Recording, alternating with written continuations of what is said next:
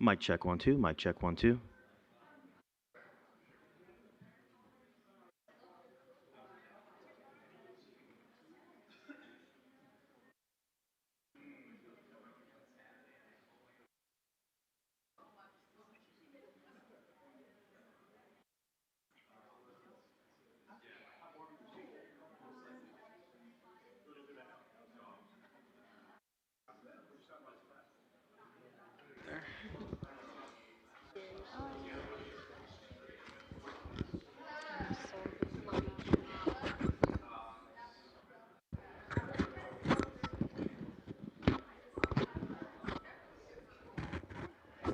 Should I go on this side? Got turned around. Oh, I see.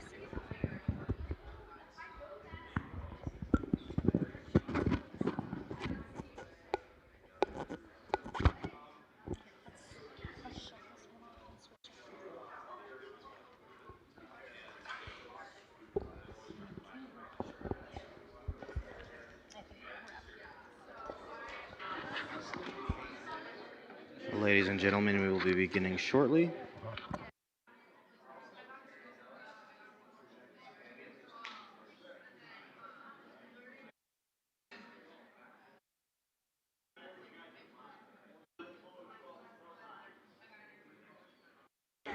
All right. Okay, thank you.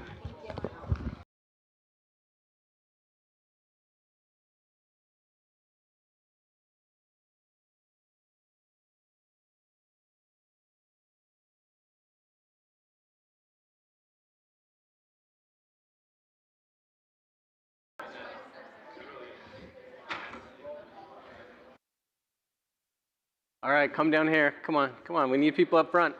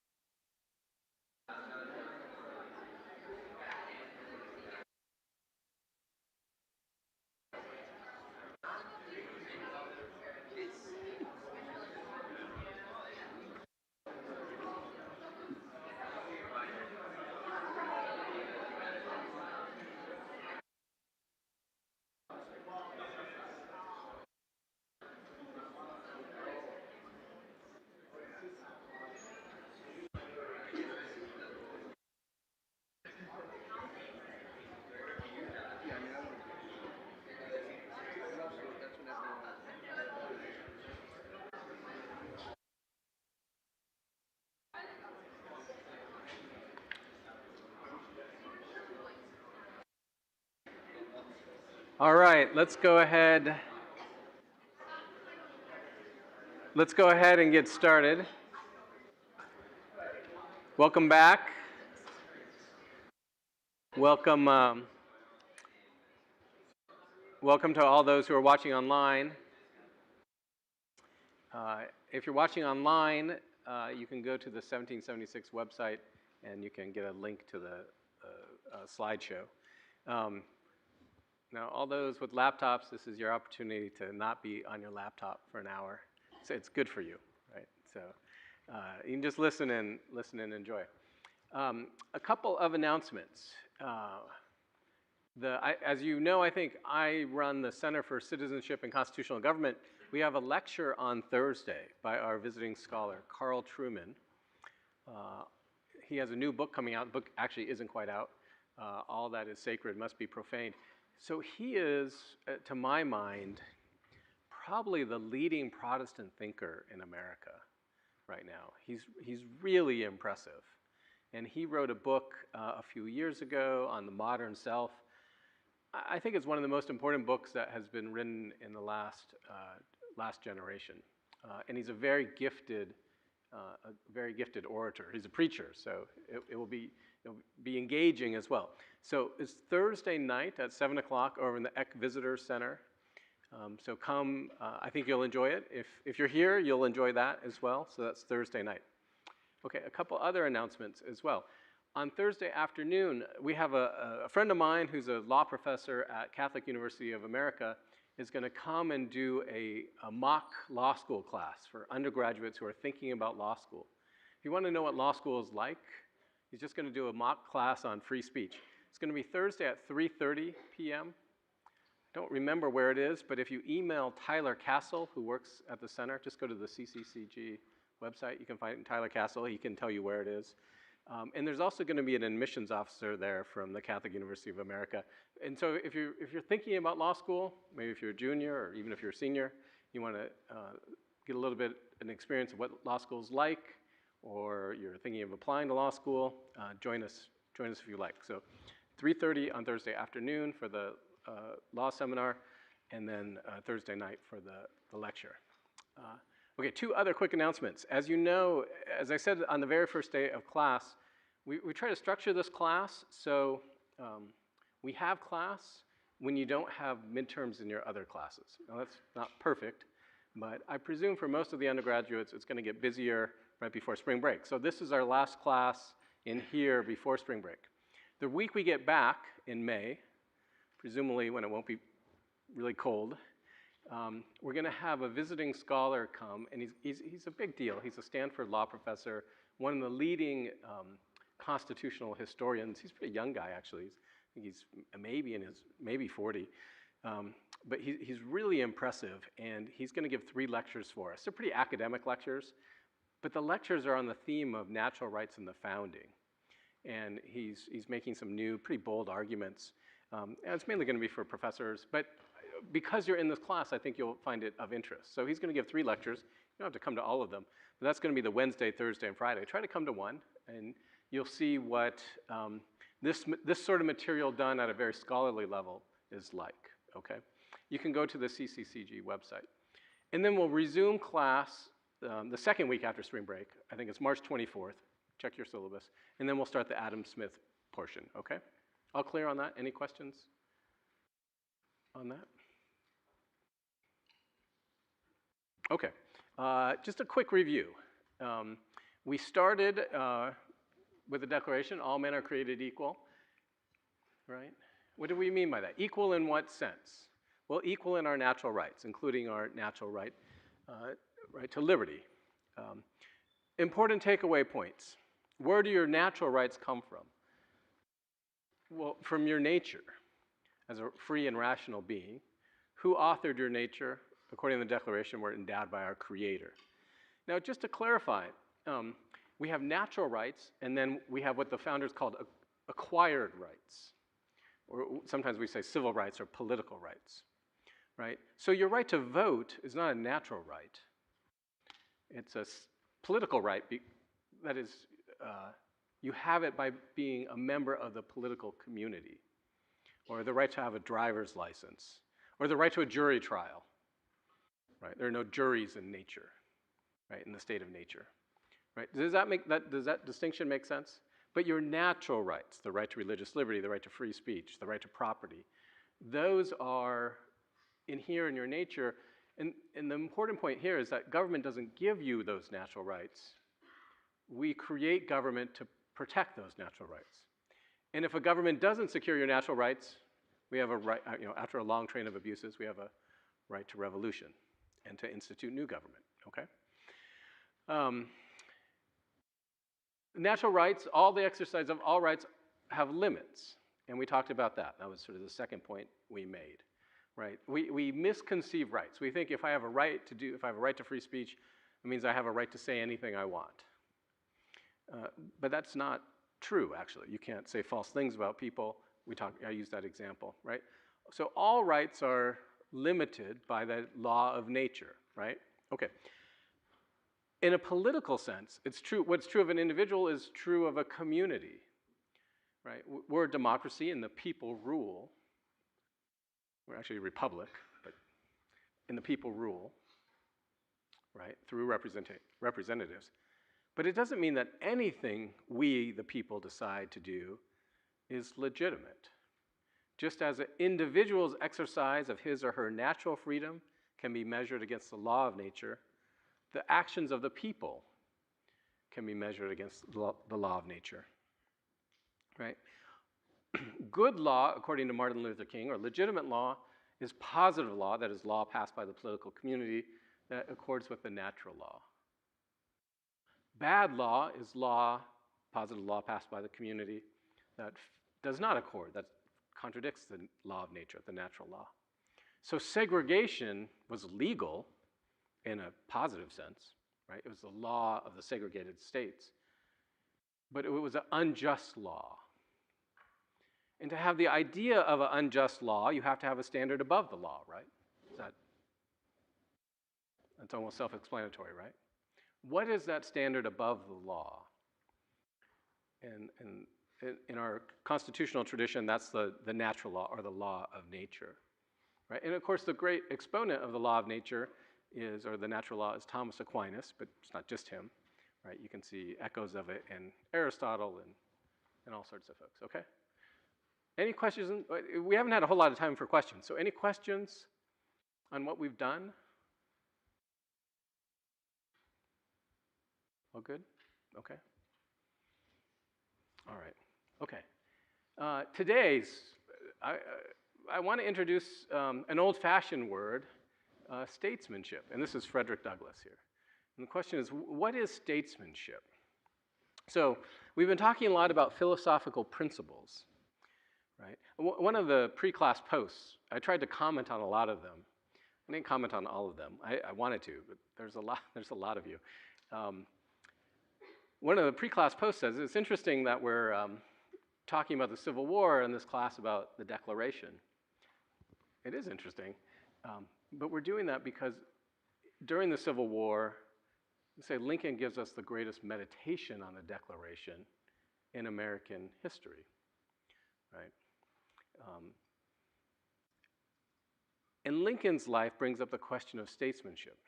I asked you last week or 2 weeks ago, how would you solve Social Security, right? The looming crisis. None of you think you're going to get Social Security. So it's a real political problem. How would you solve it? And you immediately saw, what's the fundamental problem with solving Social Security? Why won't the people just solve it? Yeah, way in the back. There's no political will. Why is there no political will? Yes, the older people in America who have served the country so well and raised you and paid your tuition think they have a right to Social Security. Well, why don't you just outvote them? There's more of them. Actually, there's not really more of them, but they vote, and you don't. So there's no political will, right? And it would be, so what does that teach us about being a statesman or stateswoman in a republic?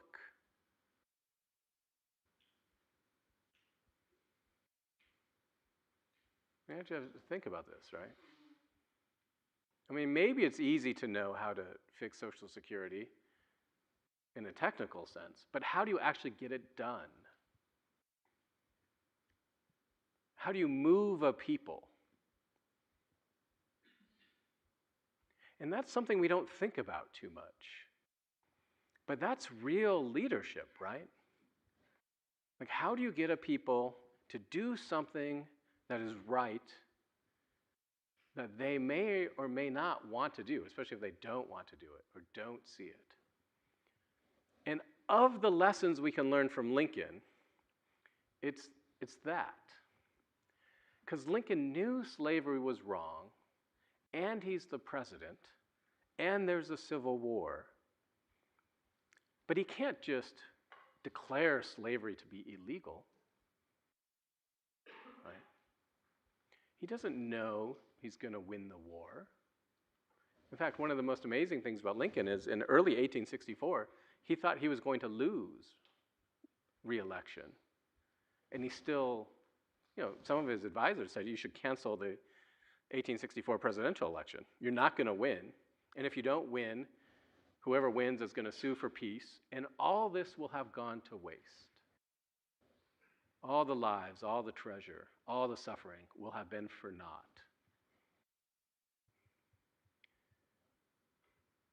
But Lincoln knew he couldn't do that.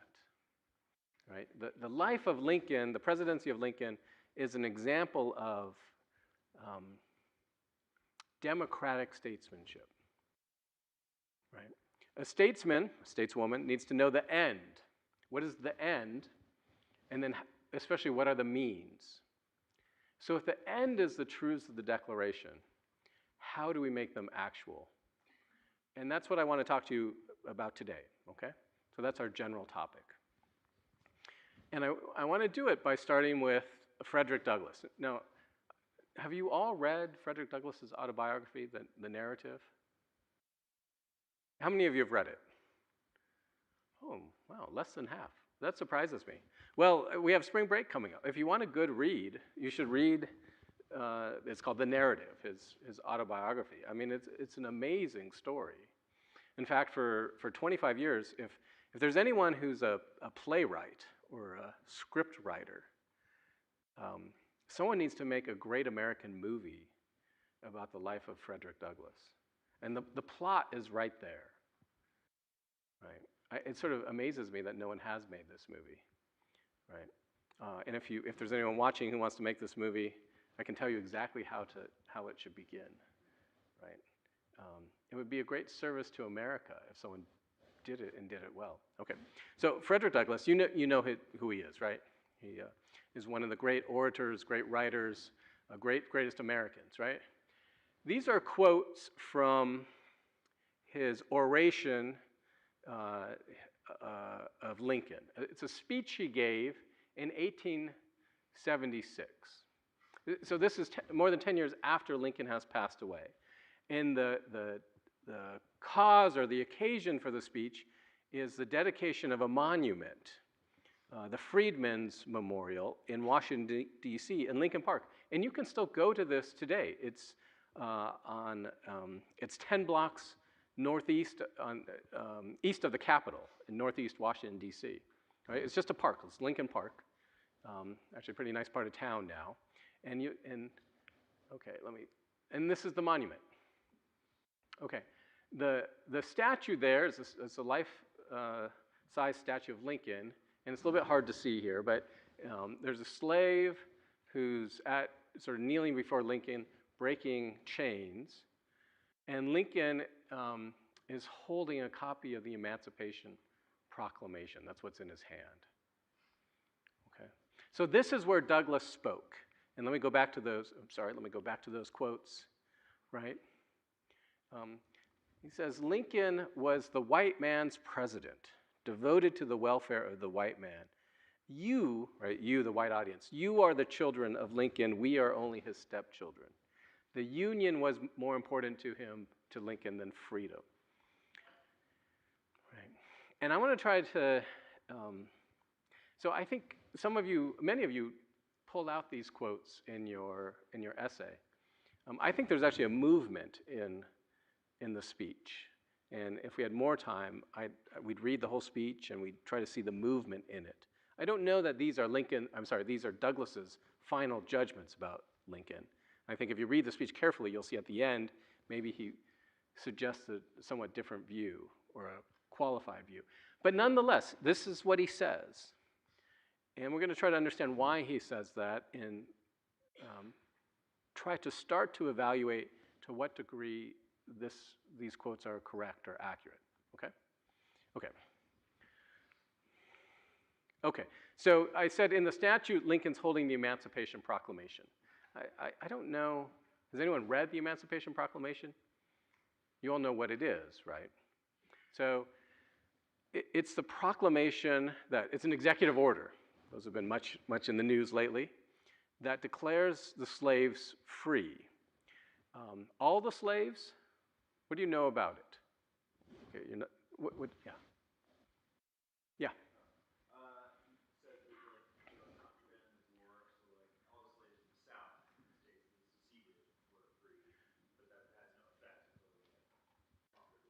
Okay, that's almost true, right? It's slaves, where are the slaves, where does the Emancipation Proclamation take effect? In non-union held territory. Why in non-union held territory? It's sort of curious, like in the border states where there was slavery, but the Union Army was in control, those slaves weren't actually freed by the Emancipation Proclamation. Yeah.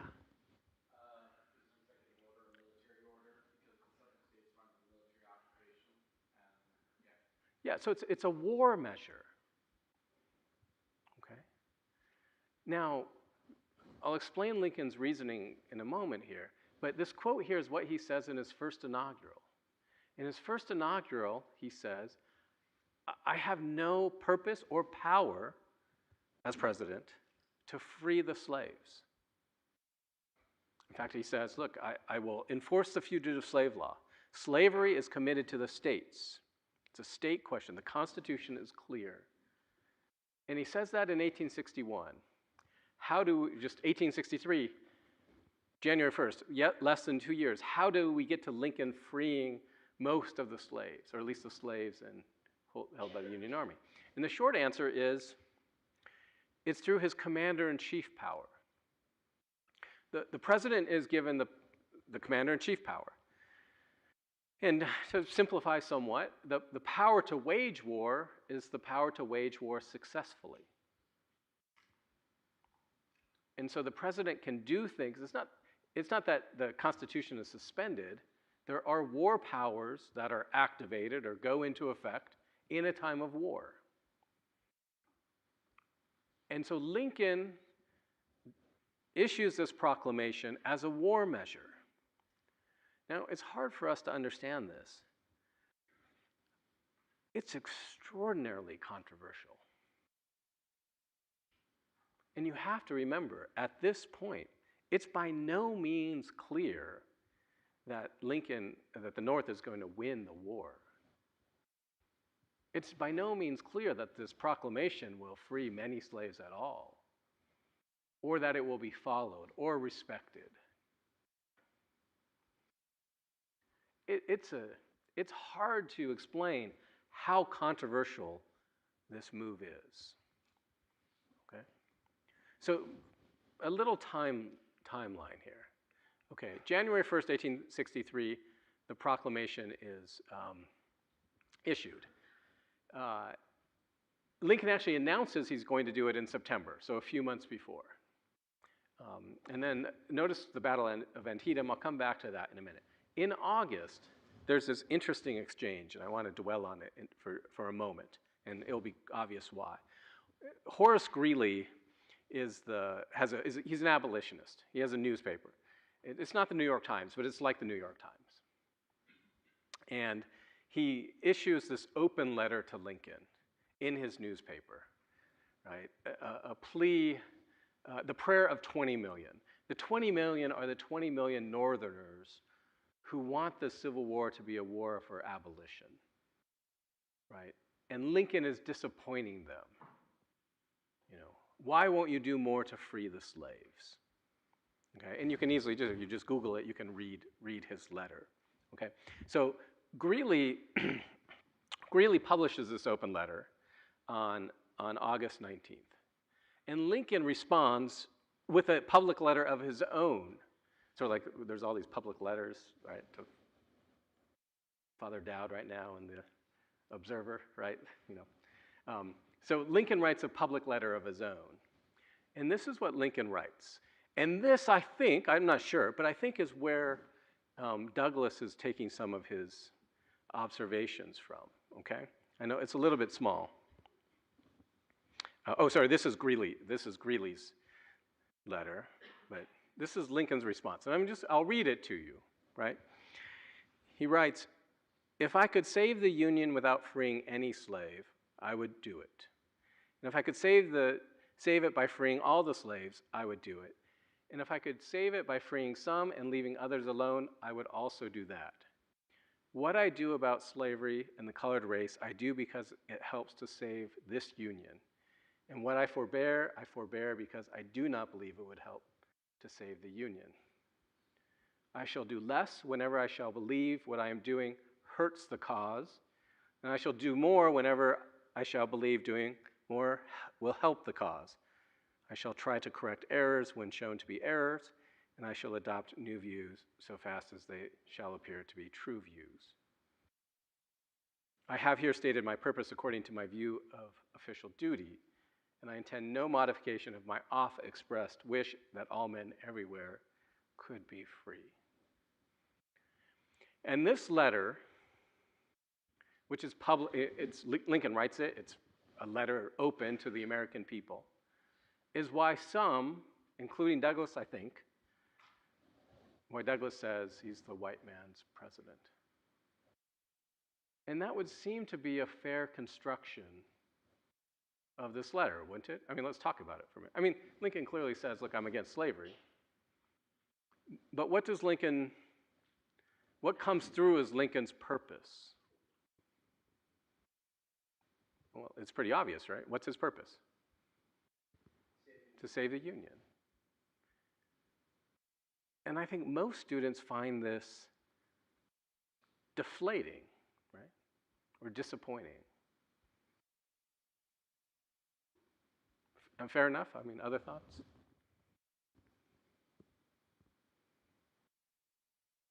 Why do you think Lincoln wrote this letter?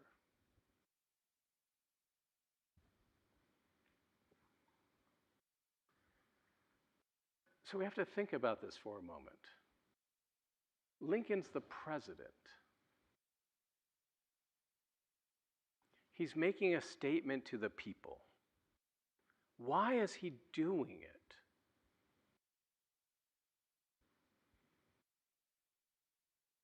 It's not a seminar. Right? He's not a faculty member just writing an essay. You got to think, what is he trying to do? When did Lincoln decide to issue the Emancipation Proclamation?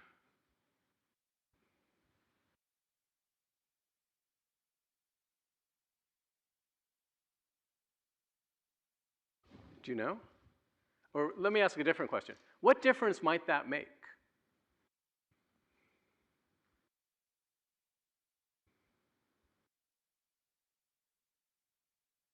You have to learn to think politically. You have to learn how to analyze political actors. What difference might that make?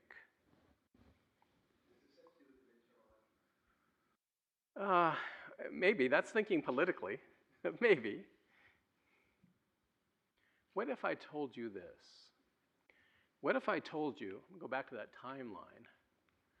What if I told you that Lincoln decided to issue the Emancipation Proclamation? Okay, his letter to Greeley is in August. Lincoln knew he was going to issue the proclamation, and he told his cabinet in July.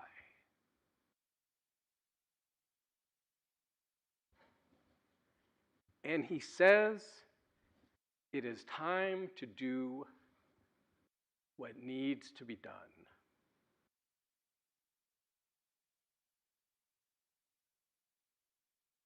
But why does he wait till September to publicly announce the Emancipation Proclamation? Anyone know? You could probably deduce it, right? His cabinet tells him, you gotta wait till we have a Union victory. In Antietam, it's actually kind of a draw, but it's the South, the North held back the South, and that was considered to be a Northern victory.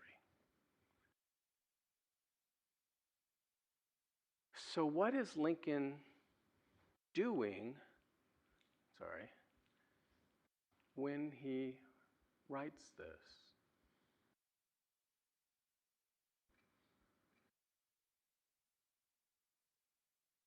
This letter is written with the Emancipation Proclamation in Lincoln's desk. So what is he doing? Yeah. He's trying to maintain the support of the border states. Okay, I think that's true. But why would he lose the support of the border states? Anyone?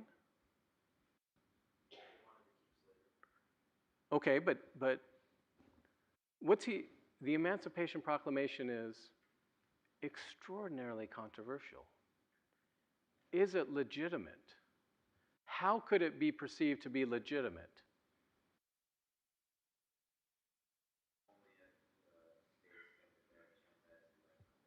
Okay, true. If it's an actual war measure. Because everyone agrees he has the commander-in-chief power.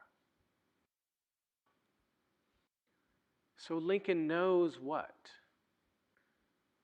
To free the slaves, he can only do it via a means that is viewed by the American public to be constitutionally legitimate. What are the means at his disposal? Well, his constitutional powers as president, including his commander-in-chief power. Well, then how are you going to present your extraordinarily controversial proclamation to free the slaves?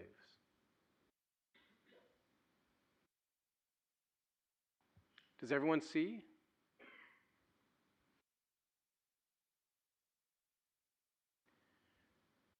So when evaluating the acts of political actors, you have to, what's the evaluation? That they say the right thing or that they actually achieve the right result?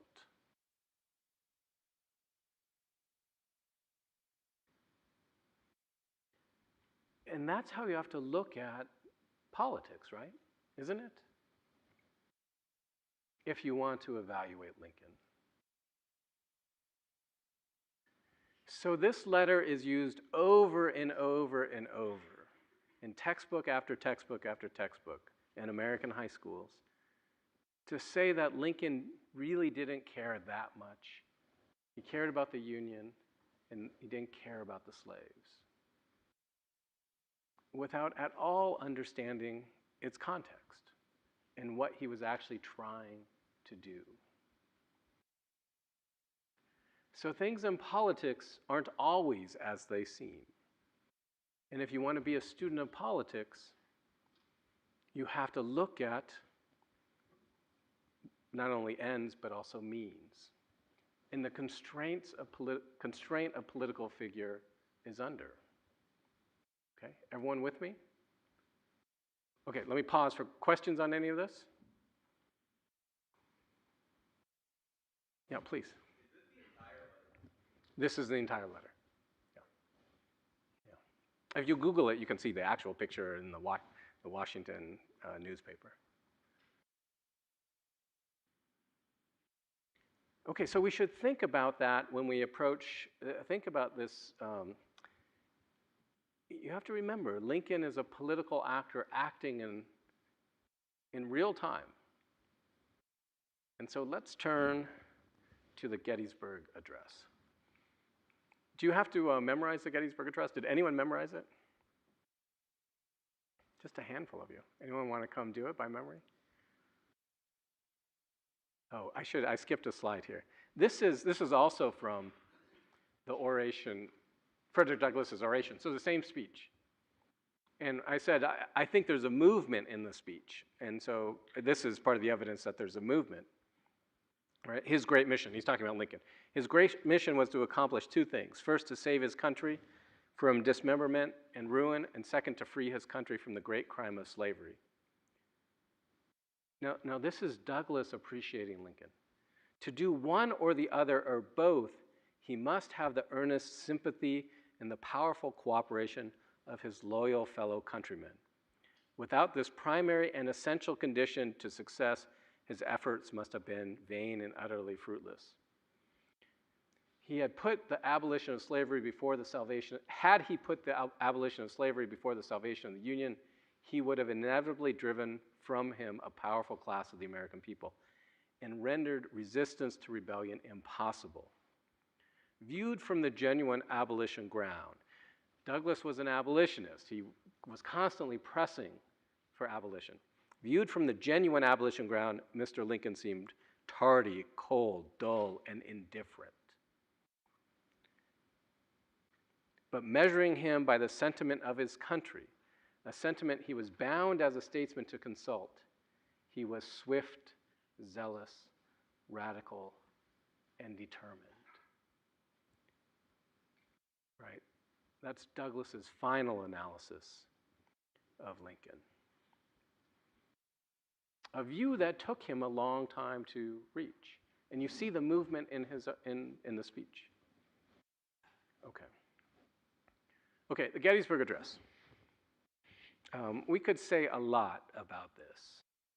And by no means do I think I have the knowledge to say everything that could be said, right? I want to bring out three things in the Declaration, and I take these from your comments you wrote before class. All right. 87 years ago. What is that? Any Protestants in the audience? Where does that come from, that language? Yeah. It's biblical, right? You got Bible, right?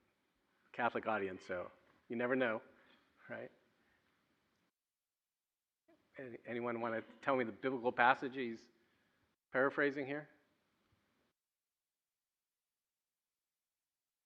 I mean, I don't know either. I'm Catholic too, so yeah. Okay, it's biblical language. But what is the 87 years ago? What is that? I don't know the passage, but I believe that the Bible tells us that the life of a man is 10. 10, yeah. I think it's somewhere in Psalms. Yeah. Okay. That's certainly true. Yeah. But what is 87? 87. All right. So what year is that? 1776. So when is the birth of America? It's with what? The Declaration of Independence, right? Now that seems ordinary to us. We celebrate the 4th of July every year. But why was that? That wasn't so obvious then. What's the other possible birth of the nation?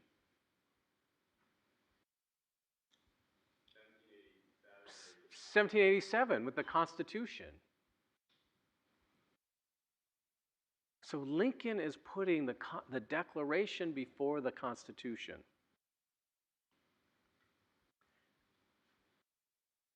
Right? The Constitution has all sorts of compromises with slavery. It was imperfect, right? He calls the relationship between the Declaration and the Constitution, Lincoln says, the Declaration is like an apple of gold in a frame of silver. The frame is the Constitution. The frame is less perfect than the apple, right, the painting. So he dates America, the meaning of the America, right? It's not just self-government in the states, right? Conceived in liberty and dedicated to the proposition that all men are created equal. It's interesting. What is the Declaration? What's the language of the Declaration about equality? We hold as a proposition that all men are created equal. Lincoln is doing something here, right? What's the difference between a proposition and a truth? Are propositions true?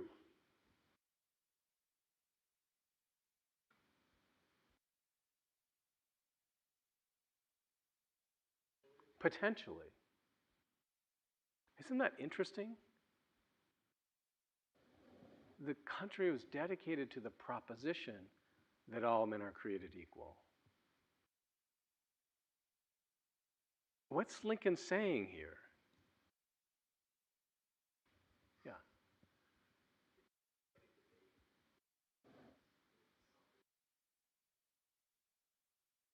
It's something that needs to be proven or made true or made and how are we going to make our birth, which was conceived in liberty, how are we going to make it true? Who's going to make it true? Where are they at?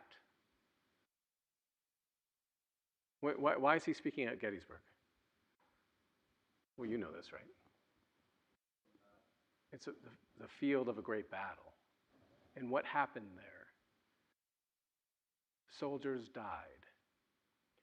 How will the truth or the proposition of equality be made true? Isn't it through the acts of these soldiers? I mean, there's a movement in the Gettysburg Address. It's such an interesting thing, right? He says, we will little note nor long remember what is said here, right? Some of you commented on this, right? Of course, why do we remember Gettysburg? I mean, some people might remember it, but why do we all remember Gettysburg? Because of what was said there. And the relationship between acts and words permeates the speech. And he seems to be saying something like, it is our job, it is their job, what these men who died for, is to make the proposition or the truth of the Declaration actually true, actually realized. Okay? And then no one commented on the end, right? A new birth of freedom. What is this language of new birth? When are you born again?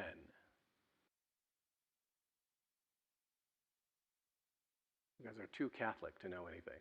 When are you born again? Baptism. What happens in baptism?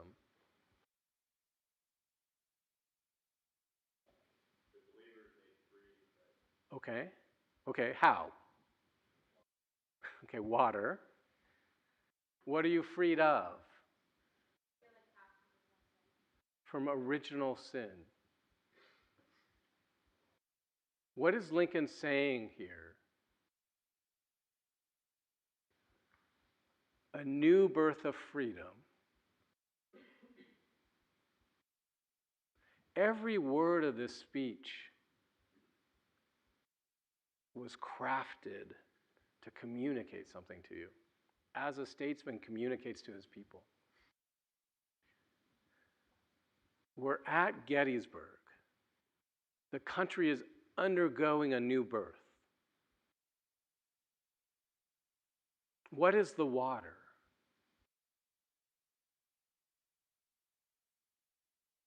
The blood of the soldiers.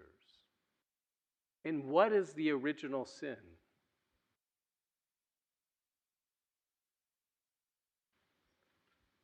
It's slavery, isn't it? America at Gettysburg in the Civil War is undergoing its baptism, which means America was born with an original sin. And he's explaining to the widows and the Americans, both then and now, the meaning of this war.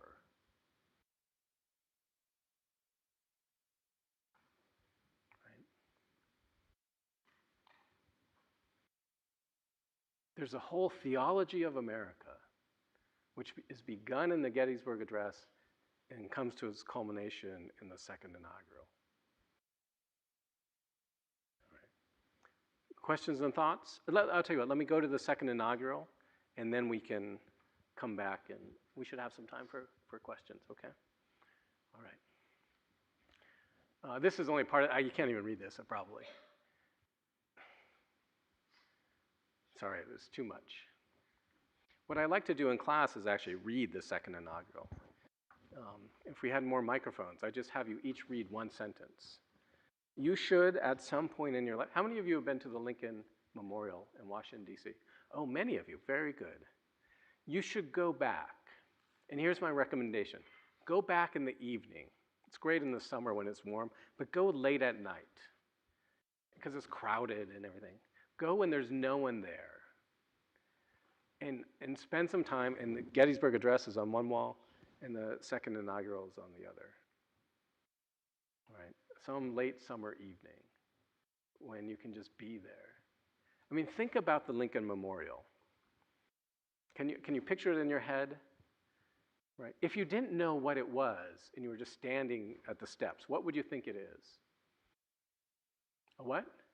A temple. It's constructed like a temple. Right? And what is Lincoln? Lincoln is like our civic deity, right? And if you, I should have had a picture of him. Next time you go there, look at him. Does anyone remember? He's sitting. But is he at rest? It looks like he's about to get up or move. Right? So this is a civic temple. I mean, do you know about Lincoln's death? I mean, is that the theater?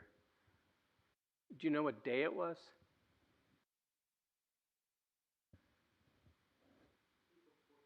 April 14th, good.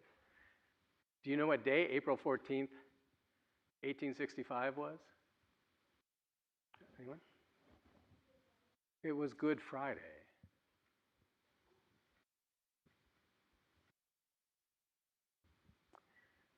All right, this is what Lincoln says. Let me read it since it's so hard to see. I won't read the whole thing. I'm tempted to, but I won't.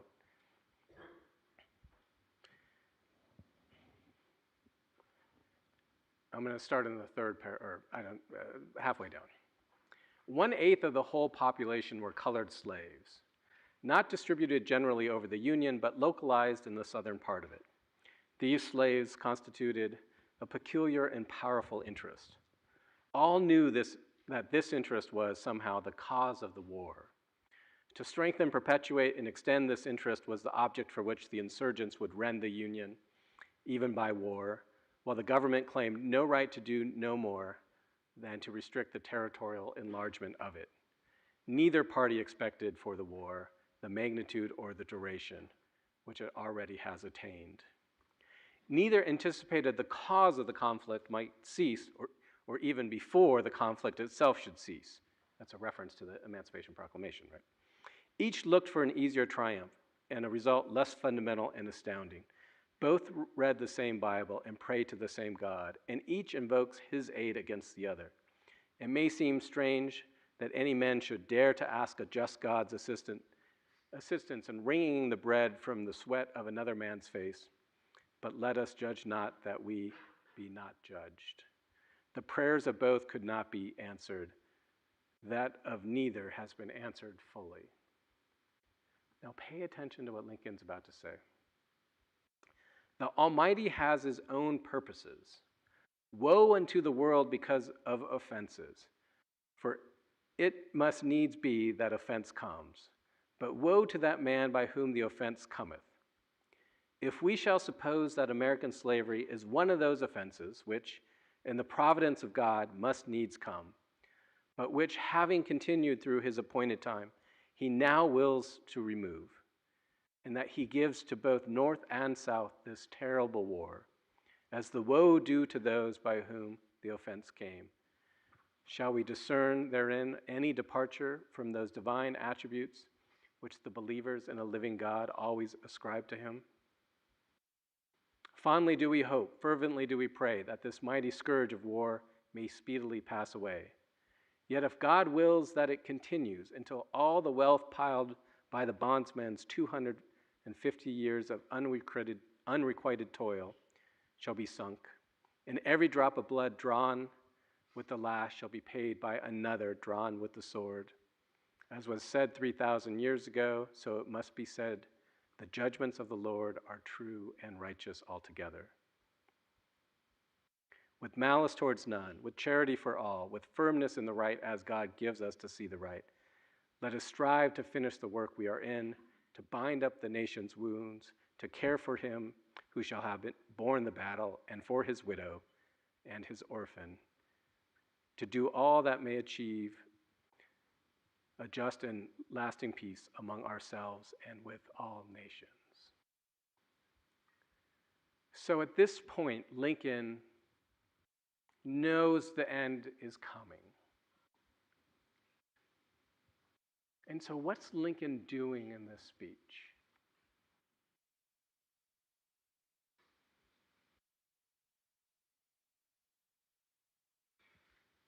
I want you to step back for just a moment. I asked you to think about last class, right?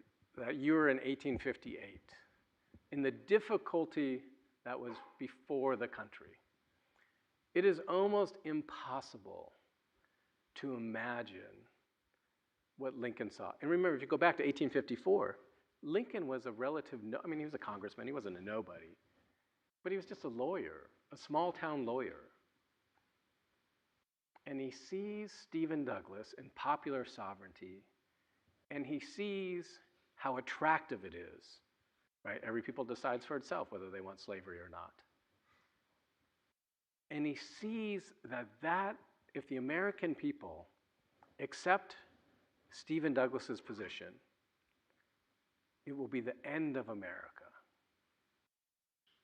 At least the America dedicated to the Declaration of Independence. And he sees all this, and he's just a lawyer. And what does he do? It's almost to say, like, he's just no one in 1854. Do you know who the local congressman is? He's a good guy. But do any of you, how many of you know his name? That's Lincoln. And 6 years later, he gets himself elected president of the United States.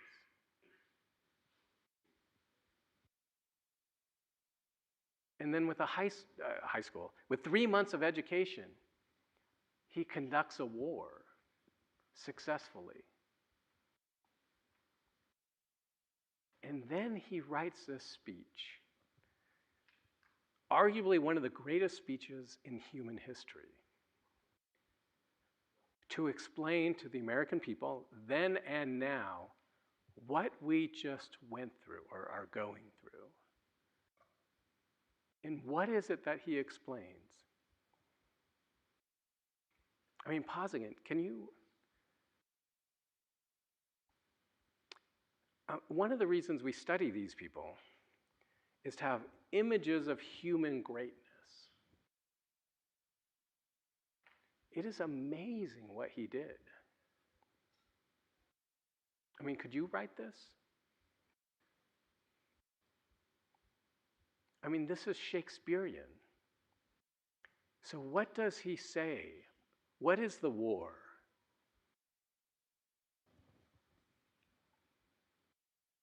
And it's shocking what he says. It's punishment, right?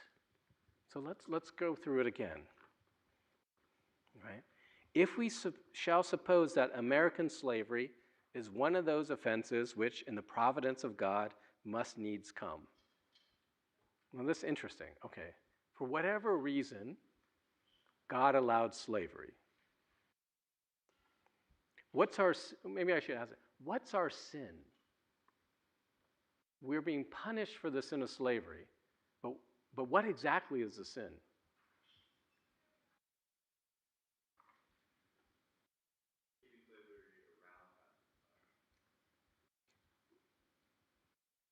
Listen again. If we shall suppose that American slavery is one of those offenses which in the providence of God must needs come, but which having continued through his appointed time, that is God's appointed time, he now wills to remove it. And he gives to both North and South this terrible war as the woe due by whom those offenses came. So what was our offense? Not that slavery was in America. We weren't responsible for that. But letting it persist when? Past its appointed time, right? Everyone see that? Well, when was the appointed time up?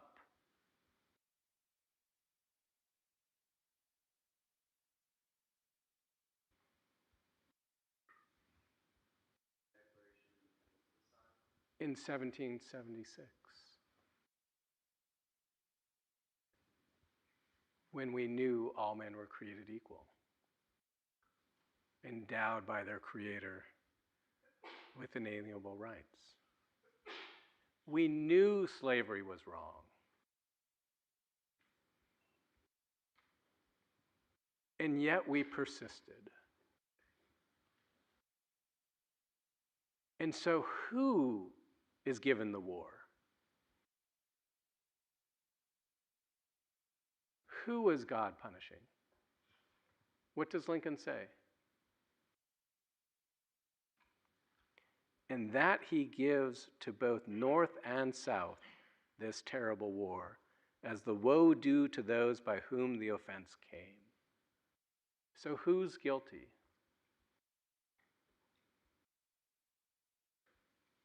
The entire nation, right?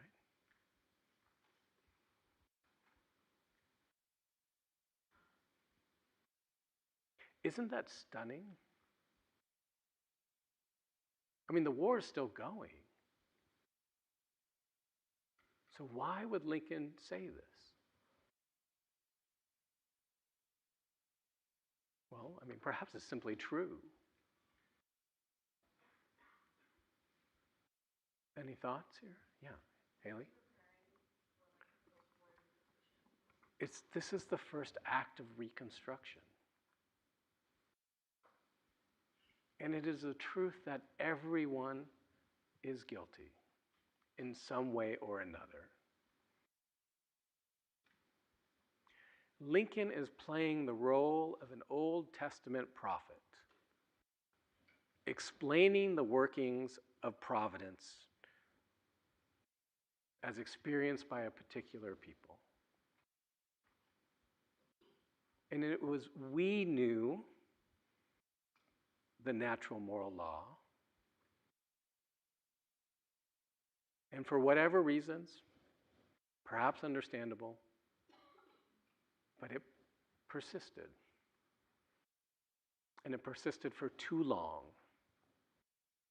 And no nation is going to escape divine judgment. So what is our task now? Right. It's not retribution on the South, right? It is to bind the nation's wounds with malice towards none and charity for all. To care for him who shall have borne the battle. No distinction between North and South.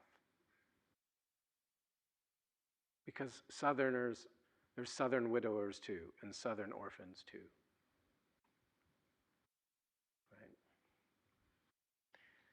Starting in the Gettysburg Address, we see that the Civil War, in Lincoln's understanding, is our baptism for our original sin. Right? And that baptism is, right, needed because of a sin. And it's painful. So he's explaining to us not only the meaning of equality and of the natural law, but of divine providence in our nation's history, right? Through the Gettysburg Address and then the second inaugural.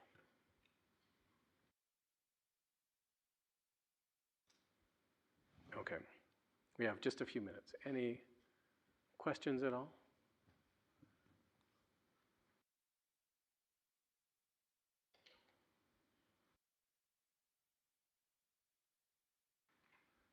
Okay, let's see you after spring break, and we'll go to Adam Smith. All right, have a good night.